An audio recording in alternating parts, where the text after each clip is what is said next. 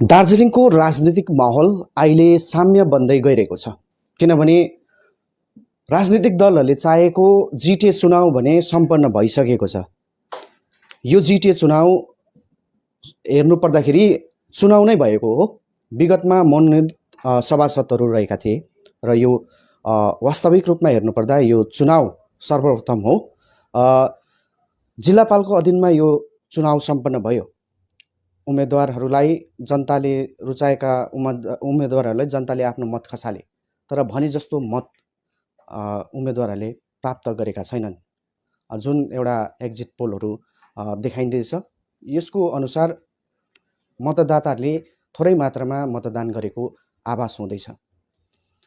केही छैन र आज म अन्य विषयवस्तुमा जानेछु। जिटिए चुनावलाई छाडेर आज म भाजपा विधायक, खरसाङका भाजपा विधायक बिपी बजगाईज्यूले विगतमा शिक्षक नियुक्ति, जुन दार्जिलिङ जिल्लाभरि शिक्षक नियुक्ति प्रक्रिया गरेको थियो, यो विषयमा सिबिआई कार्यालयमा गएर दस्तावेजहरू प्रस्तुत गर्ने जुन क्रम जारी राखेका थिए उहाँले, जुन कुरा हामीले राष्ट्रिय च्यानलद्वारा जान्नमा आयो, यसै विषयलाई लिएर साथै अन्य विविध विषयलाई लिएर उहाँसँग कुराकानी गर्नेछौँ। त आउँ उहाँलाई स्वागत गर्दै यो कुराकानीको क्रमलाई अगाडि बढाउँ। स्वागत छ यहाँलाई। नमस्कार। सर्वप्रथम त जुन तपाईँ अब भाजपा दलमा हुनुहुन्छ होइन, भाजपा दलमा रहेर भाजपाको कतिपय निर्णयहरूलाई तपाईँले अस्वीकार पनि गरेको, कतिपय भिडियो बयानहरूमा हामीले जान्नमा आइरहेका छौँ। स्वयं तपाईँले आफ्नो फेसबुक एकाउन्टबाट पनि देखाइरहेको हुनुभएछ। किन गर्नुहुन्छ यस्तो? किन गर्न हुँदैन र? यस्तो हुन्छ नि, होइन अरू विधायक छन् तर तपाईँ अरूले के गर्छन् म त्यता जाँदिनँ। हजुर, पहिलो कुरो, हामीलाई जनताले छानिसकेपछि जनताले हामीलाई त्यसै बित्थामा मत दिएका होइनन्। यो मान्छेलाई दिउँ हो, यो पालि यसलाई बनाउँ हो विधायक भनेर दिएका होइनन्। जनताको आकाङ्क्षालाई हामीले बोकेका छौँ। त्यो आकाङ्क्षा हामीले बोकिदिएकोले गर्दा यो मान्छेले हाम्रो आकाङ्क्षालाई लक्ष्यसम्म पुर्याउँछ भनेर जनताले भोट दिएका हुन्छन् है। र मैले भाजपाको विरोध गरेको होइन, म गर्दिनँ पनि आफ्नो दलको विरोध। तर चाहे त्यो म भाजपा बाहिर अन्य दलको पनि विरोध गरिरहेको छु। मैले अब मुख्यमन्त्री ममता ब्यानर्जीको पनि अब यो कतिवटा स्टेपहरूको मैले विरोध गरेकै हो होइन। तर भाजपा आफ्नै दलभित्र पनि जब जनताको आकाङ्क्षा हामीले बोकेर हिँडिरहेको छौँ र त्यही आकाङ्क्षालाई चोट पुग्ने प्रकारको कुनै वक्तव्य कुनै पनि नेतृत्वबाट आयो भने नेतृत्व जो नै भए पनि त्यो सहन गरिँदैन। त्यसले गर्दा त्यहाँनिर त्यो प्रकारको व्यवहारको विरोध हो, त्यो प्रकारको वक्तव्यको विरोध हो, पार्टीको विरोध होइन। दललाई चाहिँ विरोध गरेको होइन, यो दललाई होइन, त्यो दलभित्रको कुनै पनि नेताले ऊ जो पनि होस्।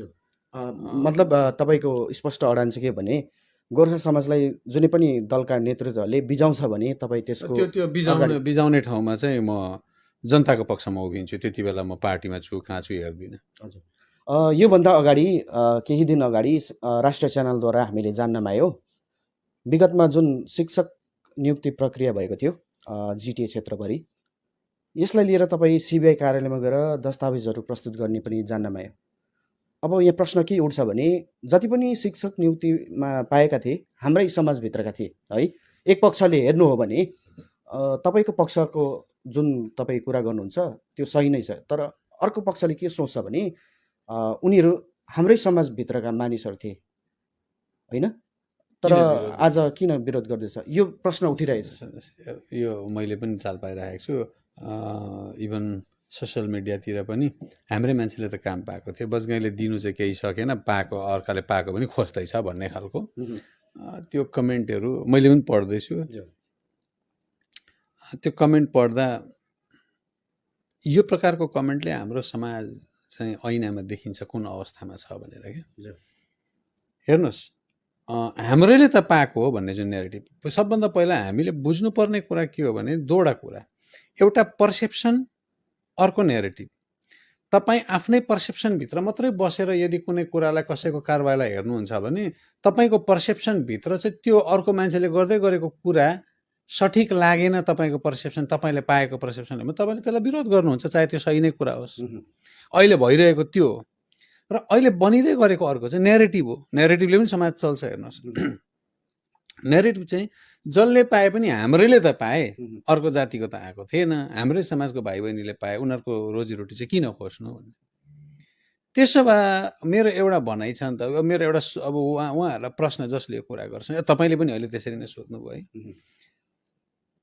जो चाहिँ सम्पूर्ण प्रकारको योग्यता हुँदा हुँदै पनि जसले नोकरी नपाएका जुन असङ्ख्य शिक्षित बेरोजगार युवाहरू छन्, जो चाहिँ यो पोस्टमा आउनु योग्य छन्, उनीहरू चाहिँ हाम्रा होइनन्, उनीहरू चाहिँ हाम्रै मान्छे होइनन्, हाम्रै समाजका होइनन्। भनेपछि तपाईँले यो कुराहरू सबै नै छानबिन गरेर नै यो सिबिआई कार्यालयमा गएर दस्तावेजहरू प्रस्तुत गर्ने। सिम्पल तपाईँले के बुझ्नुहोस् भन्दाखेरि यो प्रक्रियामा यदि कोही पनि सठिक प्रक्रिया अन्तर्गत गएका छन् र जम्मै उसको आफ्नो क्राइटेरिया फुलफिल गरेर गएका छन् भने उनीहरूले डराउनु पर्ने आवश्यकता छैन, उनीहरूको लागि यो होइन। तर यहाँ हेर्नुहोस्, आज सबभन्दा ठुलो कुरो चाहिँ कसले नोकरी पायो, कसले पाउनुपर्छ, कसको नोकरी खोसिन्छ भन्ने कुरा ठुलो होइन। ठुलो कुरो चाहिँ हाम्रो समाजमा आउने भावी पिँढीले कस्तो शिक्षा लिनुपर्छ, शिक्षाको स्तर के हुनुपर्छ, त्यो ठुलो कुरो हो। प्रश्न त्यहाँ छ।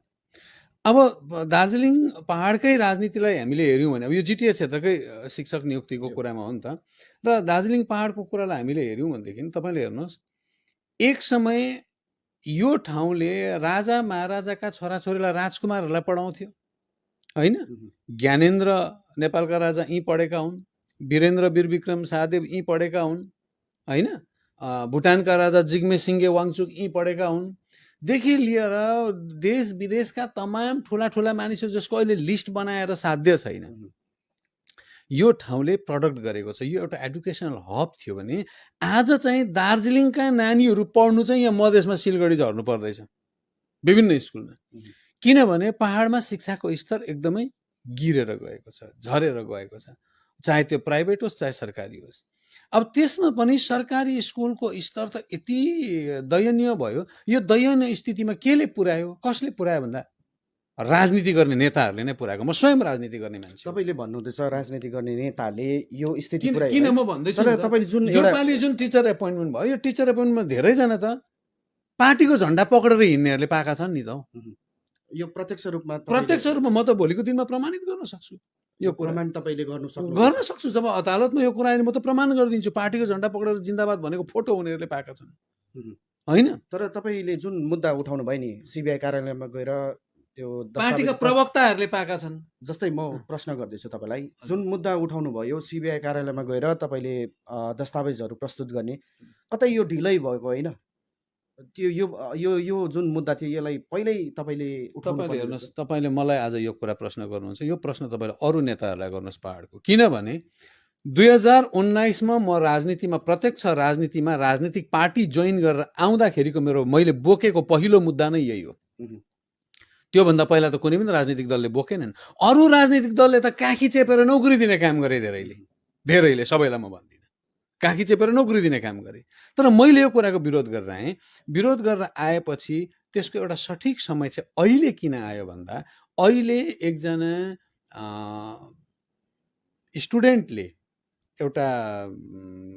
स्टुडेन्टले चाहिँ जब आफूलाई अन्याय हुँदा अदालतमा गयो बङ्गालको सन्दर्भमा, त्यति बेला यो कुरा चाहिँ सिबिआईमा जाँदाखेरि चाहिँ सिबिआईले एउटा मन्त्रीको छोरीसम्मलाई पनि नोकरीबाट बर्खास्त गर्यो, मन्त्री आफै पनि बर्खास्त भए है। र यो कुरा चाहिँ अहिले सम्पूर्ण ठाउँमा नै आएर यसको अब कलकत्तामा विरोध पनि भइरहेको छ। यो माथि सिबिआईले जाँच गरिरहेको समयमा चाहिँ हामीलाई चाहिँ एउटा आशाको किरण के जाग्यो भने, अरे रेस्ट अफ द बङ्गाल त सबैको जाँच हुँदैछ, जिटिए क्षेत्रको जाँच भएको छैन, किनभने यहाँ चाहिँ एसएससी छैन। यसैलाई तपाईँले एडभान्टेज लिएर यो मुद्दा उठाउनु भएको? एडभान्टेज लिएको भन्दिनँ, मैले त्यसमा थप्न चाहेको, सुन्नुहोस् है, यसलाई एडभान्टेज डिसएडभान्टेज जस्तो शब्दहरूले यसलाई हामीले बिगार्न हुँदैन। कि अब त्यति बेला चाहिँ मलाई लाग्यो एसएससी नभएकोले गर्दाखेरि त्यो पर्भ्यूमा सिबिआईले आफ्नो क्षेत्रमा त्यसलाई गाभेन।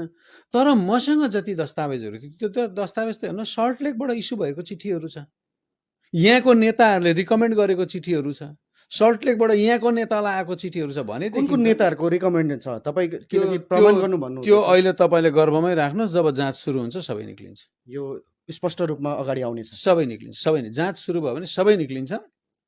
अनि त्यसले गर्दाखेरि हेर्नुहोस्, मैले उहाँहरूलाई भने कि राज्य पनि त्यही हो, डिआई सिस्टम पनि त्यही हो होइन। तपाईँहरूले बङ्गालमा खोज्दै गरेको जुन केसको नेचर छ, नेचर पनि जिटिए क्षेत्रको त्यही हो। अनि त्यो क्षेत्र अहिले बङ्गालभित्रै छ, अहिलेसम्म त अलग भएको छैन नि त। त्यसले गर्दाखेरि यो जुन चाहिँ सल्ट लेकको चिठीहरू छ, यहाँबाट इस्यु भएको चिठीहरू छ, यो सबै भएकोले गर्दा तपाईँहरूले यसलाई संज्ञानमा लिनुपर्छ भनेर मेरोमा जति पनि दस्तावेज थियो, प्राप्त दस्तावेजहरू, मैले त्यो दस्तावेजहरूसँग सिबिआईमा गएर यो कुराहरू भने। अनि यो भन्दा चाहिँ यसको पछाडि कुनै राजनीति छैन। हेर्नुहोस्, यसको पछाडि के छ भने पहाडमा भोलिको दिनमा सुदृढ शिक्षा व्यवस्था हुनुपर्छ। उद्देश्य नम्बर 1 त्यो हो। उद्देश्य नम्बर 2 चाहिँ के हो भनेदेखि हामीले हाम्रो नानीहरूको अब अहिलेकै नानीहरूको पनि भविष्यलाई कमसेकम त्यो पोलिटिकल्ली शिक्षालाई चाहिँ राजनीतिकरण हुनुदेखि बचाउनु पर्यो नि होइन। त्यो राजनीतिक प्रभावदेखि शिक्षालाई मुक्त राख्नु पर्यो र पहाडले गुमाउँदै गरेको जुन चाहिँ शैक्षिक वातावरण छ त्यसलाई पहिलाको गरिमामा पुनः फर्काएर लानु उद्देश्य 2 हो। उद्देश्य 3 चाहिँ के हो भने भविष्यमा यो केस इनिसिएट भएपछि भविष्यमा अन्य राजनीतिक दलका नेताहरू, भविष्यमा आउने नेताहरूले चाहिँ शिक्षा जस्तो व्यवस्थामा खेलाची नगरून्, त्यो लेसन पनि पाउनुपर्छ उहाँहरूले भन्ने पनि मेरो तेस्रो एउटा विचार हो। यो जुन योजना तपाईँले जुन बनाउनु भएको छ होइन, जुन तपाईँको सोच छ, यो कतिको साकार होला? तपाईँ कतिको आश्वस्त हुनुहुन्छ? हुनुपर्छ, दबाब दिने काम म गर्छु। अब मैले हेर्नुहोस् सिबिआईसम्म यो कुरा लगेको छु। अब अहिले राष्ट्रिय च्यानलमा तपाईँले भनिहाल्नु आयो भनेर 2-3वटा 4-5वटा राष्ट्रिय च्यानलमा यो कुरा आयो। आइसकेपछि यसको अवश्य एउटा दबाब त्यहाँ बनिरहेको छ। अनि मसँग जब सिबिआई अधिकारीको कुरा भयो, मैले यो कुराहरू बुझाउँदा उहाँहरूले ध्यानपूर्वक सुन्नु र मलाई 1 घन्टाभन्दा बढी समय दिनुले पनि उहाँहरू अलिकति आग्रही रहेको यस्तो कुरा बुझ्नमा भन्ने मलाई लागेन। अब तपाईँको दस्तावेज बुझाउनुहोस्, जानुहोस् भन्नुहुन्थ्यो नि त। जस्तै यो मुद्दा तपाईँले उठाउनु भएको छ, एउटा भाजपा विधायकको हैसियतले उठाउनु भएको छ। यसको के कस्तो प्रक्रिया चलिरहेछ अगाडि, यो सबै सम्पूर्ण जानकारी तपाईँसँग सीमित छ र म प्रश्न गर्न चाहन्छु कि यो प्रक्रिया जुन मुद्दा उठाउनु भयो होइन, सिबिआई कार्यालयमा गएर तपाईँले उठाउनु भयो, यो प्रक्रिया कहाँसम्म पुगेको छ अहिले? त्यसरी भन्न मिल्दैन। यो अनुसन्धानमा दिइसकेपछि यो उहाँहरूको प्रेरोगेटिभ हो।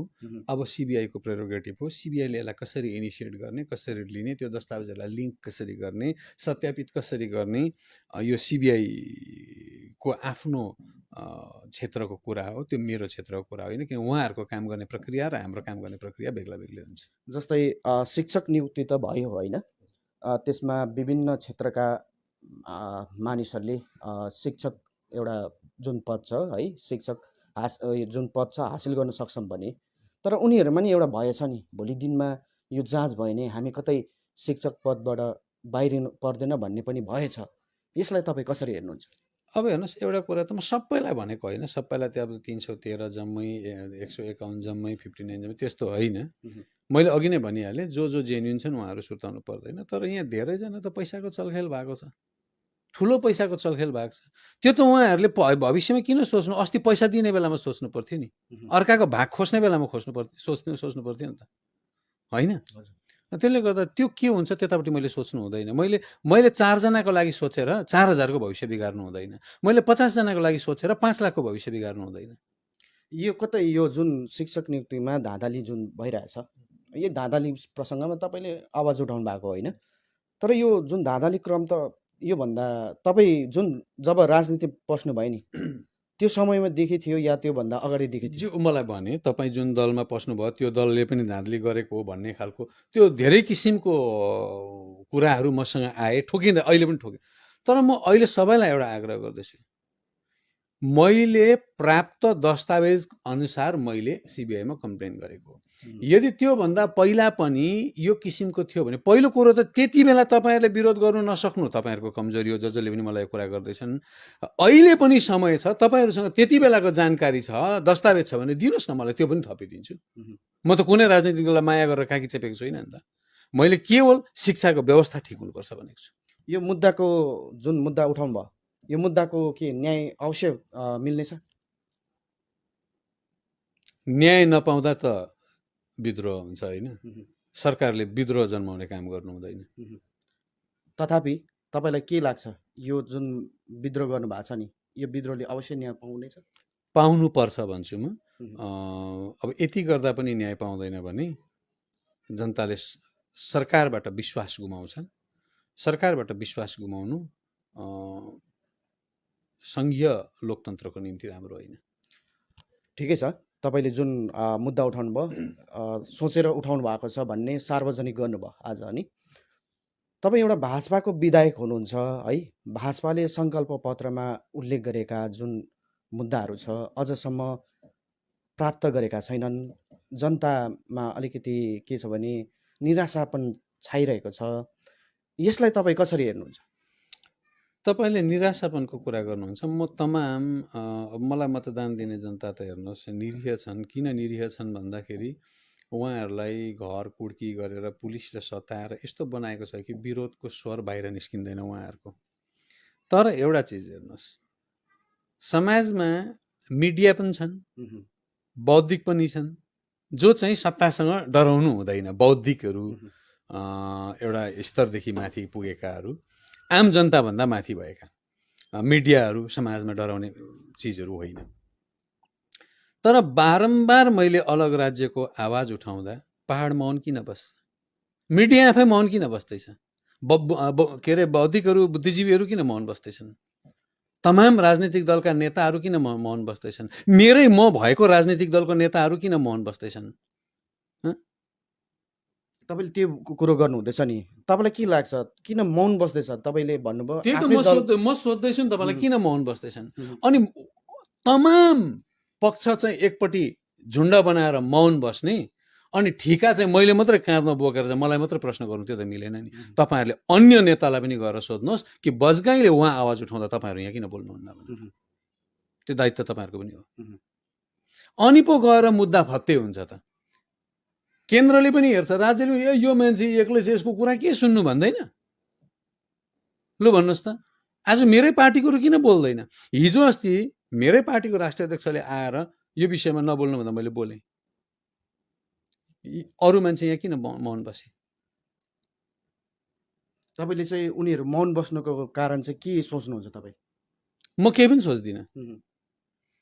या त मुद्दा बोक्नु छोड्नु पर्यो, कसैले पनि। म every one top to bottom A to जेडलाई भन्दैछु होइन, मुद्दा त ए टु जेडलाई भन्दैछु कि गोर्खाको मुद्दा बोक्नु छोड्नु पर्यो। आँट आउँदैन भने त्यो मुद्दा बोक्नु भएन, यहाँ दम छैन भने त्यो मुद्दा बोक्नु भएन।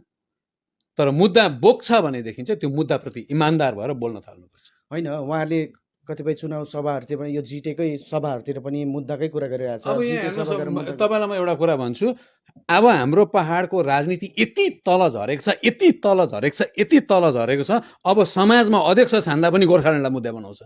समाजको अध्यक्ष छान्दा, समाजको सेक्रेटरी छान्दा पनि गोर्खाल्यान्ड मुद्दा हुन्छ। अब त्यहाँसम्म गिरेको छ हाम्रो राजनीति। के गर्नु? यसलाई माथि उठाउनु हो भने चाहिँ के गर्नु पर्यो? अब यो संस्कार जुन प्रवृत्ति आइरहेछ, तपाईँहरू बोल्न थाल्नु पर्यो। पत्रकारको कुरा अवश्य मान्छ? हजुर, पत्रकारको कुराहरू अवश्य मान्ला जनताले? पत्रकार नेताको पछाडि कुद्नु थाल्यो भने पत्रकारलाई जनताले पत्याउँदैन। पत्रकार कुनै पनि नेताको मेरो पछाडि पनि नकुद्नु, इन्डिपेन्डेन्ट भएर काम गर्नु, पत्रकारको कुरा जनताले पत्याउँछ। त्यस्ता पत्रकारहरू छन् जो नेताको पछाडि थुप्रै छन्, नाम लिनु पर्दैन मैले, थुप्रै छन्। भोलिको दिनमा तपाईँमाथि एउटा विरोध पनि गर्न सक्छन् पत्रकार समूहले, होइन? किनकि तपाईँले भन्नुहुँदैछ पत्रकार नेता। मलाई विरोध गर्दा हुन्छ, म 30 वर्ष पत्रकारितामा बसेको मान्छे हो, कसैले पनि मलाई विरोध गर्दा हुन्छ। किनभने यो पालि त्यसको जवाब चाहिँ म दिदिनँ, पत्रकारले गरेको विरोधको जवाब जनताले दिन्छन्। तपाईँको समयमा त्यस्तो भएको थियो कुनै घटनाहरू? हजुर, पत्रकार मेरो पत्रकारिताको जीवनमा एउटै पनि आक्षेप लगाउने, त्यति बेला त अहिलेको जस्तो मिडिया थिएन, प्रिन्ट मिडिया थियो, जम्मै रिकर्ड अहिले पनि छ। एउटै पनि रिकर्ड कसैकोमा छ भने देखाउँदा हुन्छ। ठिकै छ। जिटिए चुनाव भयो है, एउटा भाजपाको एउटा विधायकको हैसियतले यो जिटिए चुनावलाई तपाईँ कसरी हेर्नु हुँदैछ अहिले घरि? हेर्नुहोस्, यो मेरो सब्जेक्ट म्याटर होइन, म सुरुदेखि नै भन्दैछु। जिटिए मेरो सब्जेक्ट म्याटर होइन। म राजनीतिमा आएकै सेपरेसनको लागि हो, बङ्गाललाई छोडाउनुको लागि हो, अहिले हाम्रो आफ्नै बासभूमि बनाउनुको लागि हो। त्यसले गर्दाखेरि जिटिए मेरो सब्जेक्ट म्याटर होइन। अनि यो जिटिए चुनाव भएर जुन चाहिँ एउटा नेरेसन छ, फेरि एउटा बडा गलत नेरेसन, यो पनि कहाँबाट आएको म जान्दिनँ, कि जिटिए भयो भने चाहिँ बाधा हुन्छ, बाधा हुन्छ। कसरी बाधा हुन्छ? कसरी? सङ्घीय प्रजातन्त्रमा सङ्घीय गणतन्त्रमा सबैभन्दा ठुलो शक्ति भनेको राज्य हो। राज्य त बाधा छैन भने त्यो राज्यको पकेटको चुनाव एक्टले चलेको जिटिए चाहिँ बाधा हुन्छ? लु भन्नुहोस् त। जिटिएलाई चाहिँ बाधा मान्ने हो भनेदेखि चाहिँ राज्यलाई नागेर कसरी जाने यो मुद्दामा हाम्रो मान्छेहरू? त्यसले गर्दा जिटिए बाधा हुन्छ भनेको जुन नेरेसन छ म यो नेरेसनको पक्षमा छुइनँ। अर्को कुरा म भन्छु, धेरैजनाले के भन्दैछन्, म भोलिको दिनमा मेरै केन्द्र सरकारसँग पनि सायद झगडा गर्नुपर्छ भने म गर्छु। त्यो चाहिँ कुन ठाउँमा भन्दा अहिले अब त जिटिए भयो नि त, अब त पब्लिक म्यान्डेट उनीहरू पनि त जान्छ र विरोध गर्छ मुद्दाको। कसरी पब्लिक म्यान्डेट हो, कसरी चाहिँ जिटिएमा पाए हो? कस्तो म्यान्डेट हो भने राज्य सरकारले होम डिपार्टमेन्ट अन्तर्गत चुनाव गराएर यहाँभित्र के त्यो झोडा नाला बनाउनुको लागि म्यान्डेट दिएको, तर राष्ट्रिय राजनीतिको लागि जिटिए म्यान्डेट होइन। किनभने यो देशमा चुनाव एउटा परम्परा, सङ्घीय मतलब के अरे यो देशमा चुनाव चाहिँ एउटा संवैधानिक परम्परा अन्तर्गत हुन्छ। संवैधानिक परम्परा भनेको इलेक्सन कमिसन अफ इन्डियाको गाइडलाइन अनुसार चुनाव हुन्छ। इलेक्सन कमिसन को गाइडलाइन अनुसार जितेर जाने प्रतिनिधि हामी हौँ, जितेर आउने प्रतिनिधि हामी हौँ। जिटिए त इलेक्सन कमिसनको गाइडलाइनमा भएको चुनाव होइन। होइन भने राष्ट्रिय स्तरमा बोल्ने चाहिँ उहाँहरूको म्यान्डेट होइन नि त, यसलाई म्यान्डेट मान्नु भएन नि त। कता कता हामीले सुनिँदैछौँ यो जिटिए चुनावमा भाजपाले अप्रत्यक्ष रूपमा क्यान्डिडेटहरू पनि खडा गरेको छ गठबन्धन गरेर भन्ने पनि सुनिँदैछौँ। यो के कुरा सही हो? किनकि तपाईँ एउटा भाजपाको विधायक हुनुहुन्छ। ज्यू म भनिहाल्छु, भाजपाले चुनाव लडेन, लड्दिन भन्ने नै आफ्नो बयान थियो, अडान थियो, लडेन। एक ठाउँमा म अहिले पनि असहमत छु।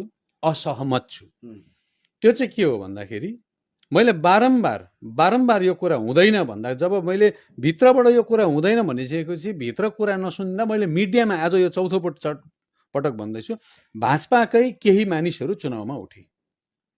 किन बाध्यता? सुन्नुहोस् न, बाध्यताको मद्दत उहाँहरूको जान्दछन्, त्यो म जान्दिनँ। चुनावमा उठे, एकजनाले रिजाइन गरेर उठे, एक दुईले रिजाइन गरेन। मैले बारम्बार मेरो जिल्ला अध्यक्षलाई उनीहरूलाई तत्काल बर्खास्त गर्नु पार्टीबाट भन्दा अहिलेसम्म गरेको छैन। यो कुरामा म असहज छु। नियत साफ हुनुपर्छ हाम्रो। योपालि हेर्नुहोस्, यो जुन तपाईँले एउटा कुरा त म्यान्डेटको कुरा हुन्छ, तपाईँले अस्ति विधानसभा चुनावलाई हेर्नुहोस्, म आफै भोट लडेको विधानसभा चुनावमा त्यति बेला खरसाङलाई नै हेऱ्यो भने पनि 73.93% मतदान खसेको थियो, भनेको 74%मा लगभगमा। योपालि तपाईँले खरसाङमा हेऱ्यो भने 12% स्वात्तै घट्यो। त्यो 12%ले किन भोट दिएनन्? उनीहरूभित्र त्यो अनिच्छा, त्यो राजनीतिमा भोट हाल्न जानु मन नलाग्ने स्थिति किन आयो? म भन्दैछु यो पालिको मतदान 40% पुग्ने थिएन, 40% पुग्ने थिएन, 35%तिर मतदान ठप्प हुने थियो। यो मतदान अहिले कमसे कम यो पालि 59%मा आएर लगभगको कुरा गर्दैछु, रोकिएको छ। खरसाङकै हेऱ्यो भने त 61% छ, तर दार्जिलिङको 56% समथिङ छ। र यो जुन चाहिँ 45वटा सिटमा सोझी त 45 दुईवटा राजनीतिक दलको 90 जना हुनुपर्ने हो होइन, टिएमसी विनर गरेर, तर जम्मा 277 जना उम्मेदवार थिए। त्यसो हो भने त्यो दुईटा दलको 90लाई, त्यो तीनवटा दल टिएमसी मिलाएर 90लाई निकाल्नु हो भने 187 जना उम्मेदवार चाहिँ प्योरली इन्डिपेन्डेन्ट उठे।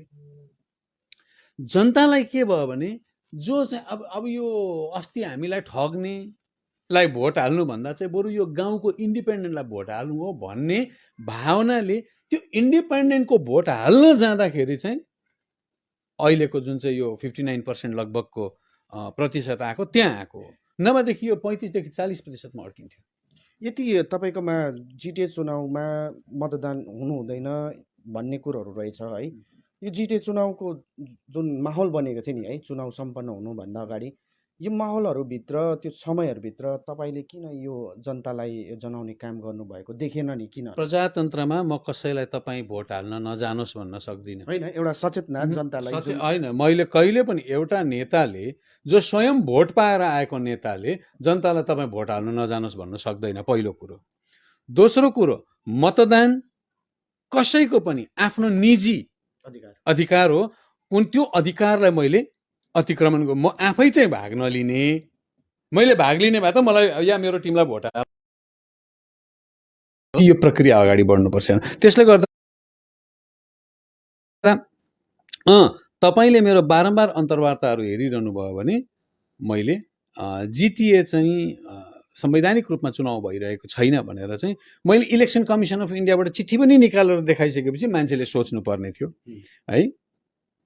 तर अब हाम्रो क्षेत्रमा साँच्चै नै राजनीति त छ, तर अब कस्तो खालको भन्दाखेरि एउटा फ्लोमा बग्ने राजनीति छ। अहिलेसम्म पनि पहाड सचेत राजनीतिको च्याप्टरमा पसेको छैन। त्यो सबै कतिवटा कारणहरूले गर्दा पनि यो हुन्छ। तपाईँ एकजना जनप्रतिनिधि हुनुहुन्छ है, जनप्रतिनिधि हिसाबले एक त भाजपाको विधायक हुनुहुन्छ होइन, भाजपाले सङ्कल्प पत्रमा उल्लेख गरेका कतिपय है गोर्खा समुदायको मागहरू छ, अझसम्म त्यो पर्मनेन्ट पोलिटिकल सल्युसन के हो अझै उजागर भएको छैन। जनतामा यो जिज्ञासा पनि छ, भाजपाले 2024 सम्ममा केही गर्छ कि भन्ने अपेक्षा रहेछ, यो कहिले फत्यो होला? तपाईँले प्रश्न गर्दा किन पर्मनेन्ट पोलिटिकल सल्युसन चाहिँ क्लियर भएको छैन भन्नुहुन्छ? पर्मनेन्ट पोलिटिकल सल्युसन भनेको चाहिँ सेपरेसन फ्रम बेङ्गल हो भनेर त मैले त नड्डा साहबलाई चिठी लेखेको छु त हो। होइन, त्यो तपाईँ भोट माग्दा भनेको, अन्त मेरो विरोध गर्नु पर्यो नि त होइन भनेर।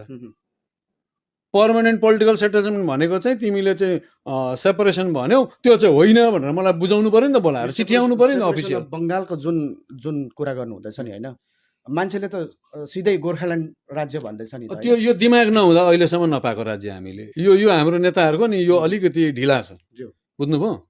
किन भन्दाखेरि हामीले गोर्खाल्यान्ड भन्दा अन्य जातिको हामीले कहिले चाहिँ समर्थन पाउँछौँ? कहिले पायौँ? तपाईँको अरूलाई लिएर जब सुनकोससम्म हामी के भनेदेखि चाहिँ पहाडको नेताले गोर्खाल्यान्ड मात्रै भन्ने हो भने तपाईँको सेपरेसन अफ बङ्गाल चाहिँ उत्तर बङ्गाल राज्य नै हो। मैले उत्तर बङ्गाल भने कुनै दिन भनेको छु, उत्तर बङ्गालबाट चुनाउनु पर्छ भनेको छु। चुनाउनु त कहीँबाट त पर्यो होइन? अन्त हेर्नुहोस्, मैले उत्तर बङ्गालबाट चुनाउनु पर्छ भन्दा उत्तर बङ्गाल भन्यो भन्छ भने बङ्गालबाट चुनाउनु पर्छ भने बजगाईले बङ्गाल माग्यो भन्ने, त्यो पनि त नेरेसन गलत हो। तर कुरा के हो भने यदि तपाईँले जातिको नाममा राजनीति गर्ने हो भने चाहिँ पहाडको सबै नेताहरू मिलेर एउटा आम बैठक गर्नुहोस्, अनि म्याप चाहिँ यो 3टा पहाडको थुम्को मात्रै बनाउनु पर्यो। तर म्याप चाहिँ सुनकोससम्म पुर्याउनु भने सुनकोससम्म जतिजना पनि रैथाने जातिहरू बस्छ सबैको नाममा यदि माग्ने हो भनेदेखि चाहिँ अहिले पहिला चाहिँ हामी टुक्राउने कुरा गरौँ। कतिको सम्भव छ यो? जहाँ इच्छा त्यहाँ उपाय भन्छ, इच्छा गर्नुपर्छ, भइहाल्छ। समय कति जस्तो लाग्ला? हेर्नु, म ज्योतिषी होइन, यो कुरामा म ज्योतिषी होइन। समय चाहिँ पहाडको सबै नेताहरू एकत्रित हुनुमा यदि छिटो लागि परे भने, जनता भोकल भएर बोल्न थाले। अहिले त जनता मौन छन् नि त, हामी साइलेन्ट मेजोरिटी भन्दैछौँ। त्यो साइलेन्टबाट चाहिँ अलिकति बोल्नेपट्टि गए भने समय बेसी लाग्दैन। किनभने यति बेला एउटा माहौल तयार गरेको छु मैले, सुनकोससम्म अन्य जातिको नेताहरूले पनि यो मागलाई समर्थन गर्दैछन्, पुरै समर्थन जनाउँदैछ, त्यो माहौल छ। हुन्छ, यहाँले समय दिनुभयो, राम्रो लाग्यो। तपाईँले आफ्नो पक्षबाट गर्ने कामहरूको पनि सार्वजनिक गर्नुभयो जनता माझमा होइन, यहाँलाई धेरै धेरै धन्यवाद छ कञ्चनजङ्घा अनलाइन तर्फबाट। दर्शकबिन, उहाँ हुनुहुन्थ्यो खरसाङका भाजपा विधायक बिपी बजगाईज्यू, जसले केही दिन अगाडि शिक्षक नियुक्ति प्रक्रियामा सिबिआई कार्यालयमा दस्तावेजहरू बुझाउने कार्यक्रम अगावै गरिसकेका छन्।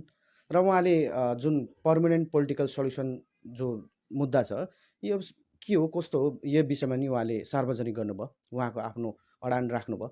यस्तै अन्य विविध विषयहरूमाथि हामी पुनः उपस्थित हुनेछौँ।